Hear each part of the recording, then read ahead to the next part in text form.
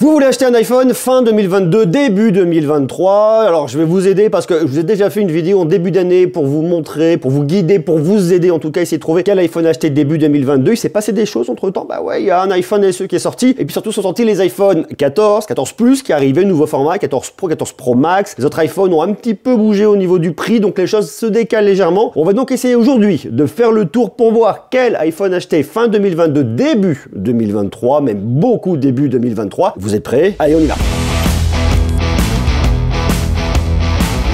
Alors, il y a plein de choses à venir raconter pour parler justement des iPhones. La première chose, ça va être de quelle manière on va venir l'acheter. Est-ce qu'on veut un smartphone neuf? Est-ce qu'on veut un smartphone en reconditionné? Est-ce qu'on veut un smartphone en occasion? Alors, le neuf, c'est ce qu'il y aura de mieux parce qu'il est neuf, il n'a pas vécu, puis il y a une garantie de 2 ans, vous êtes tranquille. Le reconditionné, c'est la meilleure option. Après, si vous voulez un smartphone un peu moins cher par rapport au prix du neuf, il faut savoir un truc qui est très important, c'est que les iPhones, ils conservent un truc qui est très élevé, c'est la valeur résiduelle. Ça veut dire, c'est ce qui reste du prix de votre iPhone une fois qu'il est sorti du magasin et une fois qu'il a été usé. Et ça, c'est un truc qui est assez atypique, qu'on retrouve quasiment que sur les iPhones, même que sur les iPhones, et bien c'est qu'elle reste très élevée. C'est-à-dire un iPhone qui a été acheté en magasin 1 an, 2 ans après se revendra quand même assez haut par rapport à un Android, par rapport à un Samsung où les prix vont tout de suite baisser beaucoup plus fortement 3 à 6 mois après. Là par contre, votre iPhone, vous allez en tirer de l'argent, et ce qui fait aussi qu'un iPhone, ça coûte de l'argent, ouais, ça coûte un peu d'argent quand même si vous allez l'acheter en reconditionné. Alors attention, je parle bien de reconditionné, je vous conseille pas nécessairement l'occasion parce que l'occasion, vous n'avez aucune garantie derrière. La différence, c'est que le reconditionné, c'est un reconditionneur professionnel. Dès lors que vous allez voir un reconditionneur de bonne qualité, allez le faire en France, hein, je vous le conseille réellement, versus de l'occasion, c'est un particulier. Un particulier, il n'y a pas de garantie, sauf s'il l'a acheté il y a moins de 2 ans, qu'il y a encore la garantie avec la facture que vous avez, auquel cas vous pouvez y aller. Sinon, s'il y a moins de problèmes, eh bien, vous en êtes pour votre poche. Et ça, il faut le savoir. Alors maintenant, il y a différentes choses qu'on va venir regarder pour savoir quel iPhone venir acheter. La première chose, eh bien, ça va être le format. Comment vous voulez que votre iPhone soit? Il y a plein de formats différents au niveau des iPhones, des petits, des grands, des moyens, bref, le format c'est important. Au-delà du format, il y a un autre truc, ça va être la puissance, la performance, ça dépend des usages. De toute façon, les puces d'Apple restent des puces performantes, sauf si vous commencez à avoir des puces qui vieillissent un petit peu. Bon, je vais vous montrer ça. Autre truc qui nous intéresse, bon, c'est forcément le prix, hein, mais ça, le prix, vous savez mieux que moi quel budget vous pouvez mettre là-dedans. Je vous dis une fois de plus, il y a le neuf, il y a le reconditionné à venir regarder. Ensuite, il y a la partie photo, qui est aussi un élément très important et aujourd'hui un des éléments les plus importants. Il y a un autre truc auquel on pense pas nécessairement qui est très important, c'est la notion de la 5G. Tous les iPhones ne sont pas 5G, donc on va venir regarder lesquels sont 5G, lesquels ne le sont pas. Une autre question qui est aussi importante, c'est la question du stockage. Alors ça, on va en parler rapidement, vous allez voir, c'est pas très compliqué. Voilà, ça nous fait déjà pas mal de petits éléments à venir voir. Et puis surtout, je pense que vous le savez, un iPhone, ça coûte de l'argent puisqu'on en parle ici. Donc si vous arrive le moins de problèmes, vous risquez de râler. Pensez donc à venir protéger votre smartphone. Parce que c'est aujourd'hui une vidéo qui est réalisée avec mon partenaire Rhinoshield, qui vous propose de venir protéger vos iPhones très facilement et avec plein de produits hyper canon. Alors vous en avez dans tous les univers. Chez Rhinoshield, vous allez notamment avoir, regardez, les clear case. Alors les clear case sont quoi? Ce sont des coques transparentes qui vont venir protéger vos iPhones. Vous le mettez sur votre iPhone très facilement, comme ça vous voyez le dos, vous profitez d'un très joli design de l'iPhone, mais pour autant, vous venez réellement le protéger. Ça, c'est hyper canon. On va également venir retrouver les modes NX. Le mode NX est aussi hyper canon. Vous avez le verso qui est interchangeable. Comme ça, vous venez customiser votre iPhone très facilement. On va ensuite avoir la Solid Suite. Alors la Solid Suite, on la connaît, c'est la coque un petit peu plus standard avec des designs qui sont super canons. Ici, on est dans l'univers Star Wars, on va être sur Rick et Morty, on va être sur Marvel, Spider-Man, j'en passe et des meilleurs. On va également l'avoir sur un design transparent, et bien Doctor Strange,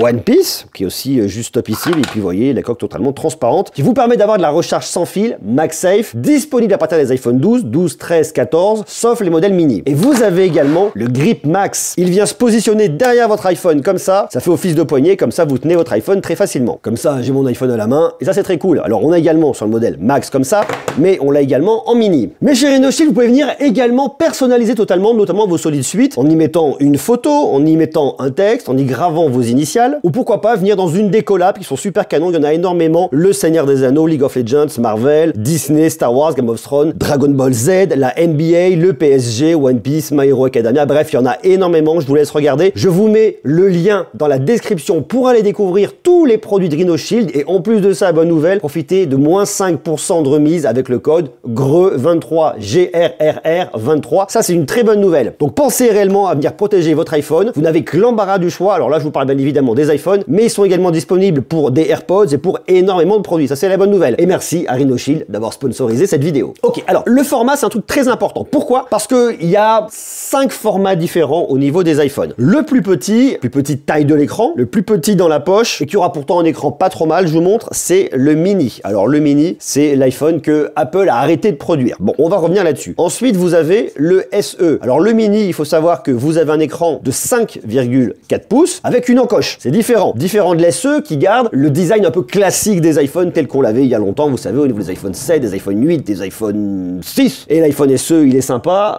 mais vous avez ici un écran qui est un peu plus petit, c'est du 4,7 pouces. Il est plus gros avec un écran plus petit que le mini qui est plus petit avec un écran plus grand. Vous avez suivi l'histoire. Ensuite vont arriver les iPhones un petit peu plus classiques, c'est-à-dire l'iPhone 12, l'iPhone 13, l'iPhone 14. C'est un format standard. Ensuite, on va retrouver pour la première fois cette année le 14 Plus. Jusqu'avant, ce format n'existait pas. On avait le modèle Plus qui existait jusqu'au 8, 8 Plus, 7 Plus, etc. On va ensuite arriver sur les 14 Pro. Alors les 14 Pro, c'est exactement, enfin 14, je vous mets 14, mais ça va être le 13, ça peut être le 12, et ci et ça. C'est exactement le même format que vous avez ici au niveau du modèle un peu plus standard. Et puis ensuite, vous avez le très grand format. C'est le format qui s'appelle le Pro Max, qui lui est juste monstrueux. C'est ce que j'utilise moi, un Pro Max. C'est très grand, ça dépasse des poches, ça dépasse des sacs, mais on a un grand écran, on a une belle qualité. C'est ce qu'Apple fait de mieux, en tout cas du plus grand aujourd'hui. Donc voilà un peu au niveau des formats. Petit aparté, au niveau du SE. Le SE, vous en avez deux qui restent aujourd'hui actuels. Vous avez le modèle de 2020 et vous avez le modèle qui est sorti cette année. Vous en douterez, 2022 si vous regardez cette vidéo en 2022. Sinon, c'était le modèle de l'année d'avant. Si vous êtes en 2023, voilà. Bienvenue aux gens du futur. La question à se poser, c'est est-ce que vous voulez un tout petit iPhone, petit, discret? On va aller sur le mini ou le SE. Alors, il faut savoir que Apple a arrêté les formats mini. On peut toujours venir en acheter. Regardez par exemple, si vous allez sur le site d'Apple, vous allez au niveau des iPhone 13. Là, vous trouverez toujours un iPhone 13 mini. Vous voyez, c'est le seul. 13 mini, le 13. Le 13 mini est disponible au tarif de 809 €, qui est quand même assez cher. Je vous conseille de venir regarder en reconditionné parce que si vous venez fouiller en reconditionné, j'avais vu un iPhone 12 mini reconditionné. Vous voyez, vous pouvez le trouver à 479 € dans un état qui est pas mal. Alors après, ça dépend une fois de plus de l'état. 639 €, 499, 479. Vous voyez, c'est un peu ici que ça vient osciller. Donc ça, il faut le savoir. Donc le mini, moi, je préférerais au SE. Pourquoi? Parce que vous avez effectivement cette encoche qui est aujourd'hui classique sur tous ces iPhones. Parce que le SE, il garde un design un petit peu plus ancien et puis il sera un peu plus grand en taille, en format réel que le mini, mais avec un écran plus petit de 4,7 pouces. Donc voilà. Donc ça, une fois de plus, c'est un vrai parti pris. Je pense pas que ce soit les iPhones qui se vendent le plus, mais si vous voulez un tout petit format, ça peut être intéressant. Après, il y a un truc qui est intéressant, c'est que je vous le disais au niveau des formats, cette ligne-là et cette ligne-là, au niveau du truc un peu standard et du pro, c'est exactement la même chose en termes de format. Donc ça va bien. Si après on veut aller un peu plus grand, mais qu'on veut pas avoir 3 optiques, qu'on veut venir économiser un peu et maîtriser plus son budget, ben c'est la première fois qu'Apple nous ressort le format plus avec le 14 Plus qui est intéressant, mais qui reste quand même aussi, lui, relativement onéreux. De toute façon, c'est une évidence que si on veut venir sur un iPhone, on sait que ça va être un peu cher, bien évidemment. D'autant plus qu'en période d'inflation, tout augmente et ça pique un petit peu. Vous voyez, le 14 Plus, on est à partir de 1169 €. C'est quand même un budget qui est quand même relativement élevé. Et après, si on veut une fois de plus le plus grand, eh bien, c'est le Pro Max. C'est énorme. Donc voilà, posez-vous vraiment la question du format vers lequel vous souhaiteriez aller, lequel vous conviendrait le mieux, parce que c'est un truc très très important. Autre élément, et je vous en parle tout de suite tant que je vous tiens, hein, partez pas, regardez, hop là, c'est la question de la 5G. Alors parce que c'est un truc très important. Aujourd'hui, la plupart des opérateurs vont vous proposer des abonnements 5G. Donc si vous avez pris un abonnement 5G, mais que votre smartphone ne permet pas de recevoir la 5G, eh bien vous n'aurez pas la 5G, même si vous avez un abonnement 5G. Je pense que c'est clair. À savoir, et je vous le disais justement tout à l'heure, le SE de 2020, lui par exemple, il est 4G. Donc ici, vous n'aurez pas la 5G. Si vous voulez un iPhone avec de la 5G, il faut commencer à arriver à partir des iPhone 12. Là, vous allez avoir de la 5G. Tout ce qui va être iPhone antérieur, iPhone 11, sont des iPhone 4G. Dans l'iPhone 11, je vous dis, on inclut aussi le SE de 2020. Et si vous voulez un format SE, vous allez sur le SE de 2022 qui, lui, est 5G. Vous voyez, donc il y a vraiment ça à venir se dire. Donc, on peut trouver des fois des iPhone 11 qui sont super canons et à des tarifs très maîtrisés. Je reviens ici, par exemple, vous voyez, un iPhone 11. Alors, on va sur le 11 Pro et je vous explique pourquoi est-ce que le 11, il faut pas aller dessus dans quelques instants. Vous le trouverez un petit peu moins de 500 balles, mais c'est un iPhone 4G, il faut le savoir. Donc, si vous voulez un iPhone 5G en reconditionné, on va aller sur un 12, par exemple, ici, et un 12 qu'on va trouver à presque 600 balles. Vous voyez, 579 et plus si affinité. Et alors, l'autre truc dont je voulais vous parler qui est aussi super important, on va essayer d'économiser un peu de papier, c'est au niveau des iPhone 11. Si vous vous en fichez d'avoir de la 5G et que l'iPhone 11 vous va très bien, l'iPhone 11 était déjà très bon en photo, en vidéo, super stabilisation, très bon résultat. Il y avait une vraie différence au niveau des écrans, ce qui fait que l'iPhone 11 aujourd'hui, j'ai pas trop venir le recommander. Je vais plutôt vous recommander de venir vers l'iPhone 11 Pro et vers l'iPhone 11 Pro Max. Pourquoi? Parce qu'il y a une différence. Le 11, c'est une dalle LCD qui marche bien. Apple maîtrise très bien ces dalles, les calibre très bien, mais à partir du 11 Pro et du 11 Max, là, on arrivait sur de l'OLED. Et l'OLED, c'est quand même autre chose. Des noirs plus profonds, plus belle qualité d'image, bref. Ce qui fait qu'aujourd'hui, si on veut acheter un iPhone qui est un peu plus ancien et qu'on s'en fout de la 5G, je pense quand même que le 11, il faut venir l'oublier. Et si je viens regarder une fois de plus sur du reconditionné, on était sur du 12 là. Si je retourne sur le 11 Pro, je vous dis, on est quasiment à 500 balles. Et si vous allez sur le 11, vous le trouvez, ouais, 100 balles de moins. Mais 100 balles de moins parce qu'on a une dalle qui est aussi pas complètement folle. Donc voilà, il y a ça. Alors, puisque je vous tiens une fois de plus, on va regarder un autre point qui est important. On va se mettre juste ici. Si vous regardez les tarifs, ils vont aussi changer en fonction du stockage. Et alors, le stockage, ne descendez jamais en dessous de 64 Go. Aujourd'hui, 64 Go, ça reste quand même petit parce qu'on stocke beaucoup de photos dans le téléphone, beaucoup d'applications, beaucoup de vidéos, enfin bref, beaucoup de choses. Ça reste quand même limite. Je vous conseille quand même de partir au minimum sur 128 Go de stockage. 64, bon, s'il y a que ça passe dans le budget, allez-y, mais dites-vous bien qu'il arrive un moment où il va falloir effacer des choses, il va falloir faire des choix. Si vous pouvez monter davantage en stockage, faites-le, mais après, ça reste toujours une question de budget. De toute façon, c'est toujours la base, parce que si vous pouviez, si vous n'aviez pas la question de budget, je suppose que vous prendriez un iPhone 14 Pro. Probablement.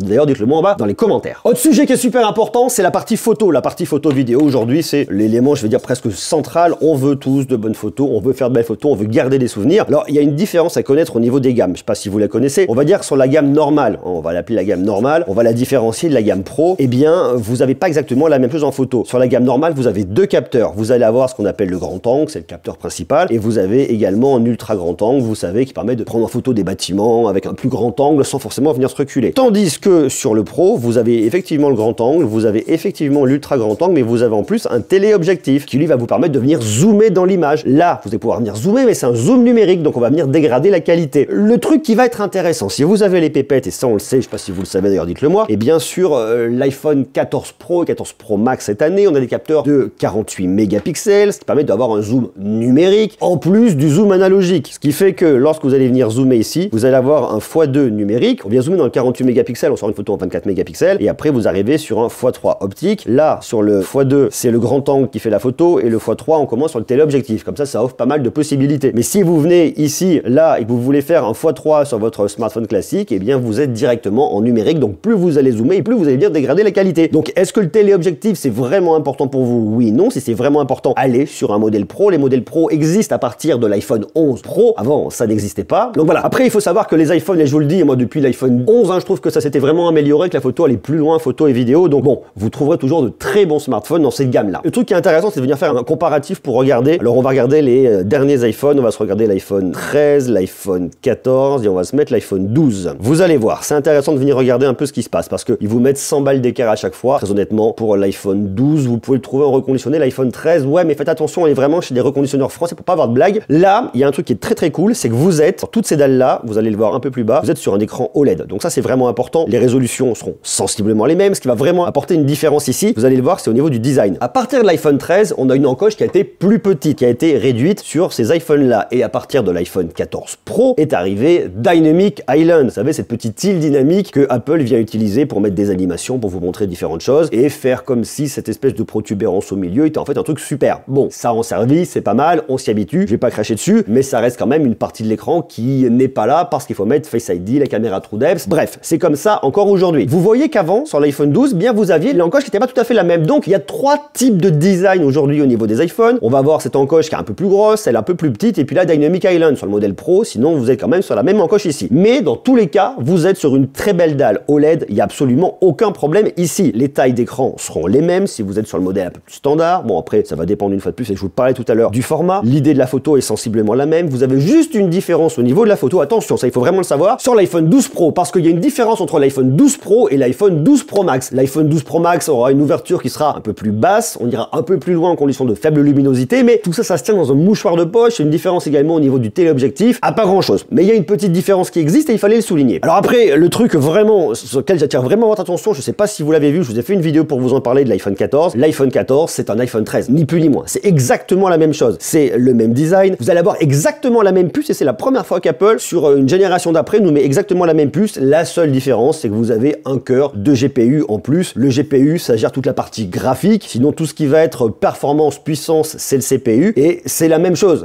Donc, vous voyez, franchement, ici, vous avez exactement la même chose. Donc, iPhone 13, iPhone 14. Si vous trouvez un iPhone 13 reconditionné en France, allez-y. Sinon, l'iPhone 14, globalement, il servira pas vraiment à grand chose. Donc on va venir un peu passer notre tour ici. Donc on va regarder en réalité, allez, l'iPhone 13 ou l'iPhone 14, c'est la même chose. On va regarder l'iPhone 12 et on va regarder l'iPhone 11 Pro, puisque l'iPhone 11, on a dit qu'au niveau de l'écran, ça nous intéressait pas réellement. Alors il y a une différence un peu au niveau de la dalle ici. Ils avaient fait des changements ici déjà, hein, au niveau des tailles des dalles, vous voyez, parce que sur le modèle iPhone 11 Pro, on était à 5,8, parce que sur le 12 Pro, on était à 6,1. Donc bon, il y a eu des petites évolutions des fois, c'est des constructions de gamme qui sont comme ça, mais on va se dire que c'est sensiblement la même chose. Ça, il faut aussi venir le savoir. Même dalle, taille d'écran un peu différente, des petites variantes hein, au niveau des zooms optiques. Il y a vraiment un truc qui est important, c'est la question de la puce, parce que même si Apple a toujours des puces qui sont performantes, plus le temps passe et plus ces puces deviennent entre guillemets un peu plus obsolètes. Alors aujourd'hui, on vous met sur l'iPhone 14 la puce A15, mais en réalité, la puce de cette année, c'est la puce A16, ce qui fait que lorsque vous remontez jusqu'à un iPhone 11 Pro, vous êtes sur la puce A13, fatalement. Alors elle reste toujours actuelle, mais elle sera quand même moins actuelle que celle de l'iPhone 12 et celle de l'iPhone 13. Donc l'iPhone 11 Pro, on peut encore faire tourner beaucoup de jeux dessus, il n'y aura aucun problème. Et si vous voulez des trucs extrêmement gourmands, vous risquez un moment de se dire, bon, c'est sympa, mais j'en voudrais un peu plus. Et je vous le disais tout à l'heure, une fois de plus, la question de la 4G versus la 5G. Alors après, il y a eu plein de petites évolutions qui sont arrivées. Le Ceramic Chill qu'on a eu à partir de l'iPhone 12 et qu'on n'avait pas sur l'iPhone 11. Le fait d'avoir la recharge sans fil, le MagSafe qu'on avait à partir de l'iPhone 12 et pas de l'iPhone 11. On a le mode cinématique qu'on a à partir de l'iPhone 13 et l'iPhone 14. Je dirais que même aujourd'hui, si vous voulez aller sur des iPhones, on va commencer à aller à partir de l'iPhone 11. C'est l'iPhone à partir duquel je peux commencer à aller, mais ceux d'avant, on va vraiment pas y aller. Hein. Le 10S, 10S Max, le 10R, le 10, le 8 et compagnie, tout ça, on n'en veut pas, c'est vraiment passé. Le 11, on peut commencer à y aller. Attention, une fois de plus, je vous dis, 11, c'est LCD, faut aller sur les pros pour avoir de l'OLED. Ici, on a de la 4G, il y a des choses qu'on n'a pas, il n'y a pas de recharge sans fil, mais bon, ça reste un iPhone qui est quand même intéressant. À partir de l'iPhone 12, c'est une autre histoire. L'iPhone 12, il est hyper canon, 12, 12 Pro, 12 mini, 12 Pro Max qui sont canons. Ensuite, le 13, on peut y aller aussi. Les 13 Pro, Pro Max, 13 mini, oui, le 13, bien. Par contre, le 14, on n'y va pas parce que le 14, c'est un iPhone 13, ça on l'a déjà vu. La seule chose qui est intéressante ici sont les modèles Pro et les modèles Pro Max. Et surtout, le truc qui est vraiment intéressant cette année, qui est hyper canon, c'est l'iPhone Plus, qui lui a un plus grand écran tout en gardant l'ADN d'un iPhone 13, d'un iPhone 14. Alors voilà un peu pour cette idée, je sais pas si ça vous aura aidé, mais l'idée vraiment c'est de se dire, ok, si vous voulez un iPhone et que vous avez un budget qui est un petit peu resserré, 11. Tout ce qui est en bas, on n'y va pas. Je vous recommanderais à ce moment-là de vous trouver un bon Android. Alors effectivement, Android c'est pas iOS, hein, on est d'accord là-dessus au niveau de l'expérience, mais pour autant, Android ça marche super bien, il y a une super belle expérience. C'est toujours une question d'habitude, hein, donc des fois on a du mal à switcher, mais mieux vaut des fois venir changer ses habitudes pour avoir un smartphone performant qui fait de bonnes photos, qui sera extrêmement polyvalent et qui ira bien, plutôt que se taper une vieille rave sur iOS qui ne marche pas. Donc n'allez pas sur des trop vieux iPhones. Ma vraie recommandation, le vrai bon plan, tout qui peut être intéressant, c'est aujourd'hui de trouver un iPhone 13 ou un iPhone 12. À voir le format, à voir si vous voulez le Pro ou pas le Pro. C'est vraiment les